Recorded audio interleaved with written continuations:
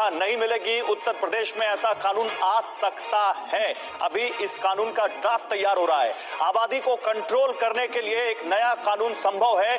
योगी आदित्यनाथ कह चुके हैं कि जनसंख्या को स्थिर करना बेहद जरूरी है, और जनसंख्या को बेस्थिर करना अगर जरूरी है तो सवाल केवल उत्तर प्रदेश का है या पूरे देश का है? सवाल केवल असम का है या दूसरे राज्यों का भी है? आइए जल्दी से बिग वॉल पर चलते हैं और बिग वॉल पर इस बारे में हम आपको बताते हैं कि किसकी आबादी कितनी बढ़ी है, कैसे ये अब एक बहुत बड़ा मुद्दा बन गया है जिसकी तरफ जितनी बातचीत होनी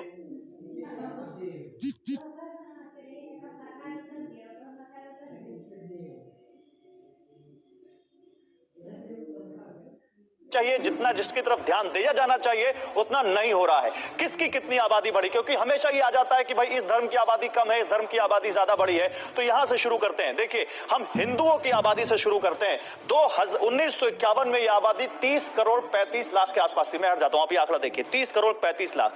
2011 में यह आबादी होती है 96 करोड़ 63 लाख। अगर मुस्लिम आबादी की बात करें तो 1951 में यह आबादी थी 3.54 करोड़, करीब 3.5 करोड़। लेकिन 2011 में ये बढ़कर 17 करोड़ से ज्यादा हो जाती है। अब परसेंटेज देखेंगे ना इन दोनों का, तो उसमें ज्यादा आप समझ पाएंगे इस चीज को। सिख आबादी 1951 में 62 लाख और 2011 में 2 करोड़। इसी तरह ईसाइयों की आबादी 1951 में 84 लाख और 2011 में 2 करोड़ 78 लाख। यानी अगर एक पैमाना यहां पर माने तो यहां पर आप देख सकते हैं किस तरह से किस धर्म की आबादी कितनी तेजी से बढ़ी है।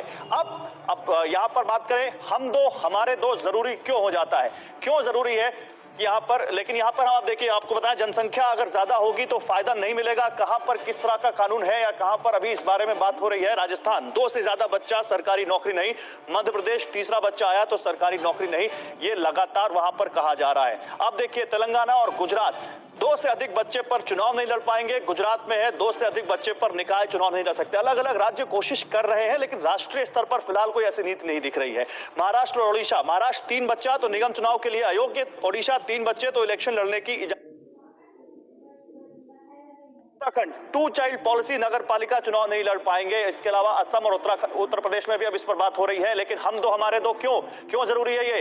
ये बहुत बड़ा सवाल है जिसको आप समझिए। संसाधन के बंटवारे की समस्या है, भौतिक संसाधनों के बंटवारे की समस्या है, प्राकृतिक संसाधनों के बंटवारे की समस्या है। रहेंगे कहां? हम देखते हैं आज भी झुग्गी झोपड़ियों में कैसे लोग रहते हैं, तो ये वही समस्या है। रोजगार, लोगों को हम काम कैसे देंगे? एक सीमित संसाधन के तहत हम लोगों को नौकरियां दे सकते हैं। जीवन में गुणवत्ता, क्वालिटी ऑफ लाइफ कैसे मिलेगी जब इतनी ज्यादा भीड़ होगी और जब इतनी ज्यादा डिमांड होगी? गरीबी और अशिक्षा में बढ़ोतरी होगी, क्योंकि वहां पर लोगों की कमाई कम होगी, कमाई बटेगी और लोगों को क्या शिक्षा उस हिसाब से मिल पाएगी? भौतिक साधन, यानी आप ट्रेन में सीटें 70 हैं और जाने वाले 700 हैं, तो बाकी लोग कैसे जाएंगे? वनों की कटाई, लगातार उसके लिए लोगों के रहने के लिए जमीन चाहिए होगी और वहां पर वनों की कटाई होगी और संसाधन जो वनों से मिलते हैं उनकी भी खपत ज्यादा होगी। वायु प्रदूषण, जो आज एक बहुत बड़ा मुद्दा इस देश में बन चुका है, ऑलरेडी देश के कई सारे शहर इससे प्रभावित हैं।